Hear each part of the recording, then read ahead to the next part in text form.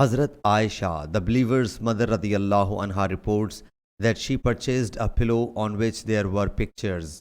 When Allah's Apostle sallallahu alaihi wasallam saw it, he sallallahu alaihi wasallam stopped at the door and did not enter, and she noticed the signs of disapproval on his face.